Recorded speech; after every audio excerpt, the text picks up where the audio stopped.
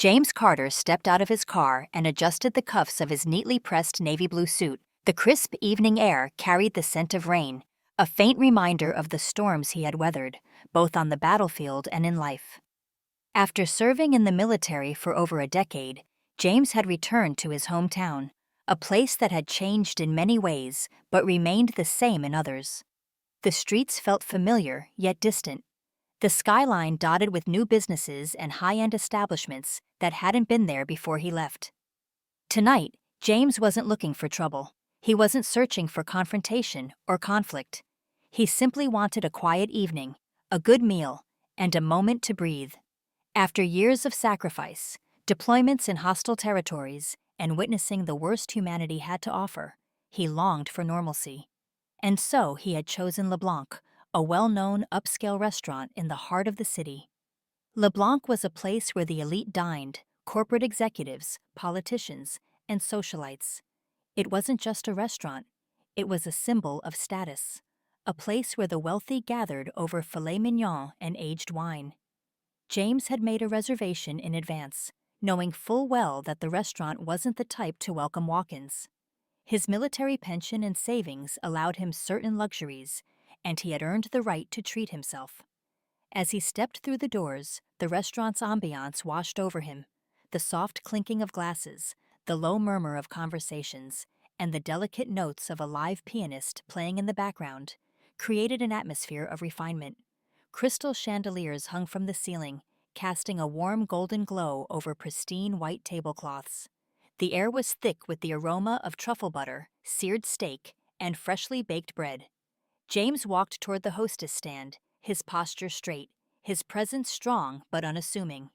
He was used to carrying himself with quiet confidence, a trait instilled in him through years of military discipline.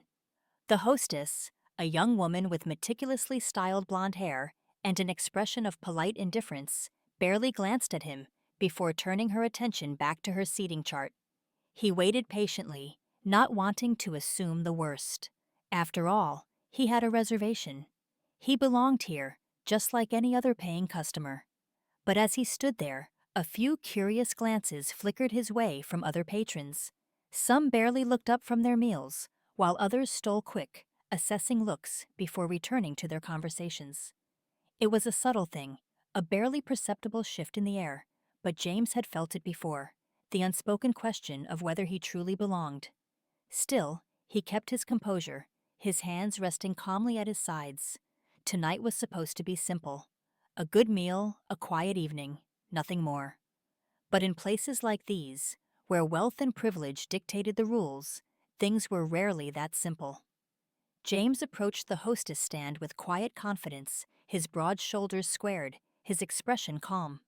Dressed in a perfectly tailored navy blue suit, he was the image of refinement and discipline, traits instilled in him by over a decade of military service. He had been in places where respect was earned by action, not by the color of his skin or the cost of his clothing. But here, in the dimly lit elegance of LeBlanc, the rules were different. The hostess, a young woman with an air of practiced aloofness, barely glanced at him before turning her attention back to her reservation book.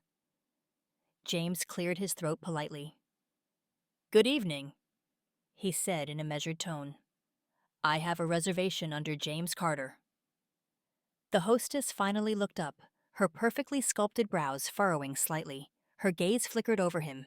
Assessing, scrutinizing, there was a moment's pause before she sighed and tapped a few keys on her computer. After a few seconds, she shook her head. "I'm sorry, sir," she said, her voice cool and detached. "It looks like we don't have any available tables at the moment." James blinked, glancing past her into the dining area. Several empty tables, their pristine white linens untouched, stood in clear view.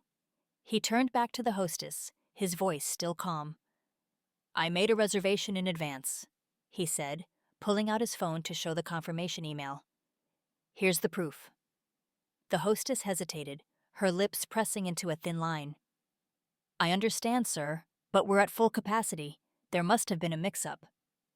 James exhaled slowly, his patience holding firm, though he felt the weight of a familiar frustration creeping in.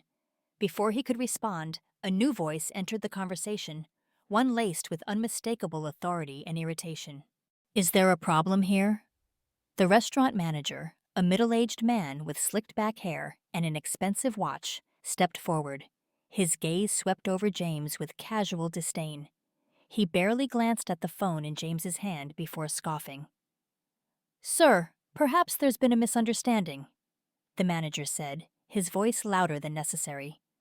"Are you sure this is the kind of establishment you meant to book?" James's jaw tightened. He had seen that look before, on commanding officers who doubted his abilities, on shopkeepers who watched him too closely, on strangers who questioned why someone like him should stand where he stood. "I know exactly where I made my reservation," James replied evenly. The manager folded his arms, a smirk playing at the corner of his mouth. "I just want to make sure you're aware. This is a fine dining establishment. The menu is quite upscale. Wouldn't want there to be any surprises when the check comes." The insult was blatant. James felt the air shift. The whispers had started. Nearby diners glanced his way, some with curiosity, others with discomfort. Some turned back to their meals, unwilling to get involved. Others watched, waiting to see what he would do next. James took a slow breath. He had faced worse. Much worse. But that didn't mean he would stand for this. "Is there a reason you're questioning whether I can afford to eat here?" he asked, his voice steady but firm. The manager chuckled dryly. "No reason at all, sir," he said, the false politeness in his voice dripping with condescension. "Just making sure you're comfortable." James clenched his jaw, every instinct telling him to walk away. But why should he? He had done nothing wrong. And then, just as the tension reached its peak, the restaurant doors swung open, and the mayor walked in. James exhaled sharply, pressing his lips into a firm line. He had been through too much to let this moment define him, but the weight of the stares, the whispers, and the humiliation clung to him like a shadow.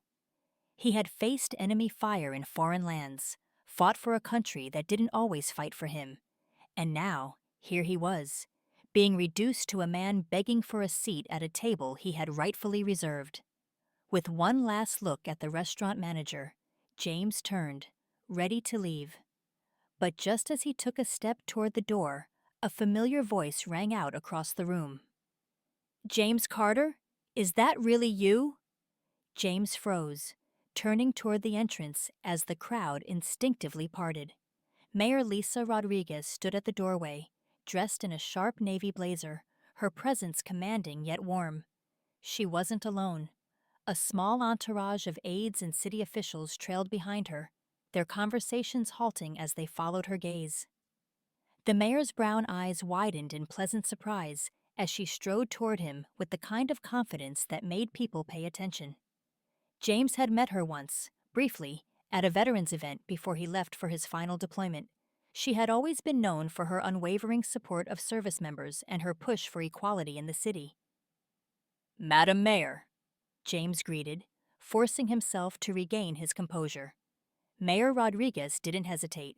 She reached out, clasping his hand in both of hers, shaking it firmly before offering him a genuine smile. "I can't believe it. James Carter back home? You look good. How have you been?" James hesitated, glancing at the stunned hostess and the now visibly pale restaurant manager. He could still feel the weight of their earlier dismissal pressing on him, but now the power dynamic had shifted. "I've been good," he said, choosing his words carefully.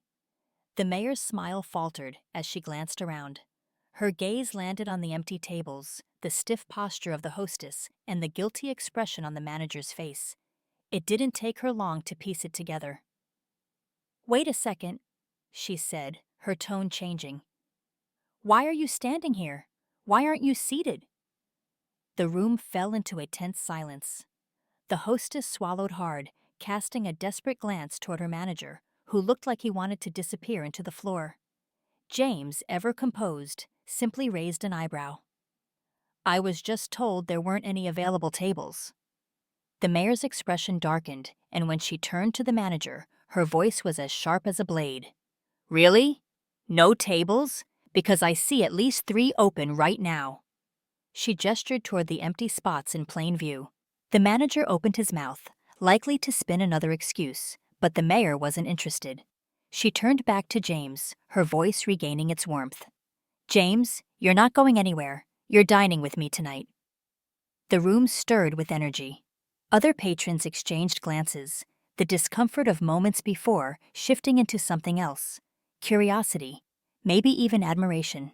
James didn't need saving, but in this moment he couldn't deny that having an ally like Mayor Rodriguez felt damn good.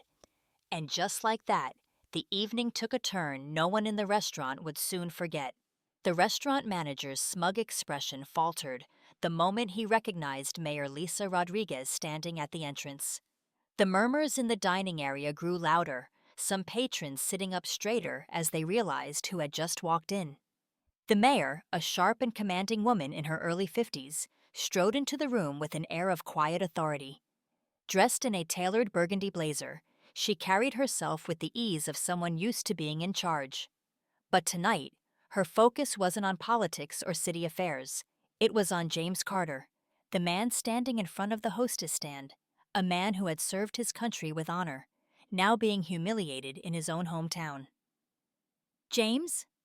She said warmly, a smile breaking through the tension. It's good to see you. James, though still tense, nodded in greeting. Mayor Rodriguez, good evening.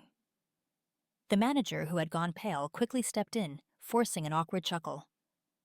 Mayor, what a surprise. We didn't realize Mr. Carter was a friend of yours. There must have been a misunderstanding. A misunderstanding? The mayor's expression hardened as she cut him off. I just walked in and immediately saw the problem. A black veteran, who had a reservation, was turned away while you had open tables. That's not a misunderstanding. That's discrimination. The manager stammered, looking around for support, but found none. The hostess was staring at her feet, suddenly wishing she were anywhere else. The waitstaff lingered near the kitchen, watching nervously. I, I can assure you that's not what happened, the manager blurted. It was just, a mix-up in the system. The mayor wasn't buying it. Her voice carried through the restaurant, clear and firm. I'd like to know, is this how you treat all your veterans, or is it just the black ones you single out? The tension in the room thickened. A few patrons murmured in agreement. Others, emboldened by the mayor's presence, spoke up. Yeah, we saw what happened, a man in a gray suit called out. He should have been seated from the start. This isn't a good look for your restaurant, another woman near the bar added, shaking her head.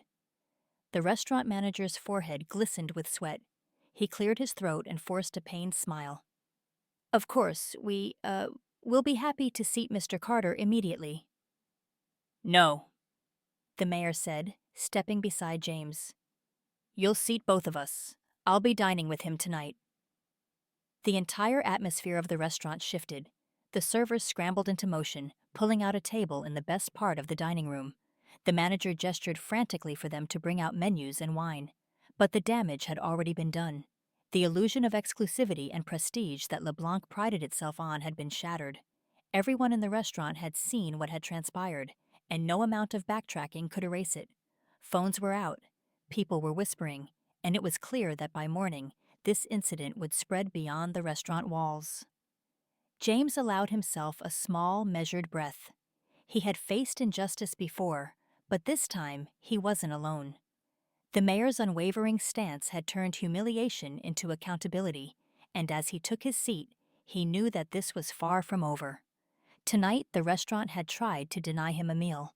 Instead, they had served up a lesson they wouldn't soon forget. By the time James Carter left LeBlanc that evening, the damage had already been done, not to him, but to the restaurant. The whispers, the stares, the embarrassed faces of the staff had been one thing, but the real fallout came from the glowing screens held up by the bystanders. Several patrons had recorded the exchange between James, the manager, and Mayor Lisa Rodriguez. Clips of the confrontation spread rapidly online. Within hours, the video had been shared thousands of times, appearing on social media feeds, local news stations, and even national headlines. The hashtag #DineWithDignity trended, with veterans, activists, and everyday citizens condemning the restaurant's blatant discrimination. By morning, the restaurant's Yelp page was flooded with negative reviews. Their carefully curated image of exclusivity and class was crumbling under the weight of public outrage. The manager's dismissive words, his assumption that James didn't belong, had been captured on camera, replayed over and over. The pressure became unbearable. Faced with the mounting backlash, LeBlanc issued a public apology, claiming the incident was a misunderstanding and vowing to implement new diversity and inclusion training for its staff. But the damage had already been done. Boycotts were organized, reservations were canceled. The mayor herself refused to return, stating that she would never dine at an establishment that disrespected veterans, especially those of color. Through it all, James remained composed. He had never wanted attention, never sought out controversy. He had only wanted a quiet evening. And yet, the outpouring of support was overwhelming. Fellow veterans reached out, sharing similar experiences. Strangers sent messages of gratitude and encouragement. People recognized him on the street, thanking him, not just for his service in the military, but for standing tall in the face of injustice. Despite the initial humiliation, James found redemption in how the situation unfolded. He had walked into that restaurant a man expecting only a meal, but he had left as a symbol of resilience. His dignity had not been taken from him. The mayor's unwavering stance had proven that injustice only prevails when it goes unchallenged. Mayor Rodriguez used the moment to advocate for stronger anti-discrimination laws in the city, pushing policies that would hold businesses accountable for racial bias. What had begun as a humiliating evening had become something far bigger, a catalyst for change. James had spent years fighting for his country. He never expected to have to fight for his dignity in his own hometown. But as he reflected on the events that had unfolded, he knew one thing for certain. This battle, at least, had been won. As James Carter sat on a park bench overlooking the city skyline, he found himself reflecting on the events of the past few days. The humiliation he had endured at LeBlanc still lingered, but so did the overwhelming support that had followed. What had started as an evening meant for quiet indulgence had turned into a defining moment, not just for him, but for the entire community. Injustice, James realized, had a way of exposing both the worst and the best in people. It had revealed the biases still lurking beneath the polished surface of society, but it had also shown him that there were those willing to stand against it. Mayor Rodriguez's unwavering support, the voices of other diners who had spoken up, and the thousands of strangers online who had rallied behind him, they had turned what could have been a painful private moment into an opportunity for meaningful change. Meanwhile, LeBlanc was struggling to recover. Their attempt at damage control had been too little, too late. The internet had a long memory, and despite their carefully worded public apology, the restaurant continued to face scrutiny. The manager had been quietly dismissed, and corporate leadership had implemented new policies to prevent further discrimination, but the damage to their reputation was lasting. The restaurant that once symbolized exclusivity had become synonymous with exclusion, and that was a stain they could not easily wash away. But James wasn't looking for revenge. He wasn't interested in watching a business crumble. What he cared about was something far greater, ensuring that no one else would have to endure what he did. A few days after the incident, James received a personal, handwritten apology from the restaurant's owner. It was more than a generic PR statement. It was an admission of failure, an acknowledgement of the discrimination he had faced. Attached was an invitation to return, to be treated as a valued guest. James set the letter aside. He appreciated the gesture, but he had no interest in going back. He didn't need their approval. Instead, he turned his attention to something more important: the growing conversation about discrimination in businesses, the mayor's new initiative to strengthen anti-bias policies, and the veterans who had reached out, sharing similar experiences. His story had sparked something, and for the first time in a long while, he felt a renewed sense of belonging in his own community. As he sat there, taking in the crisp evening air, he realized that moments of injustice, painful as they were, could also be turning points. They had the power to force people to see what they'd rather ignore. They could challenge long held norms, and most importantly, they could bring about real change. James had once served his country, fighting for freedom overseas. Now, in his own city, he had stood for something just as important. And in the end, he had won.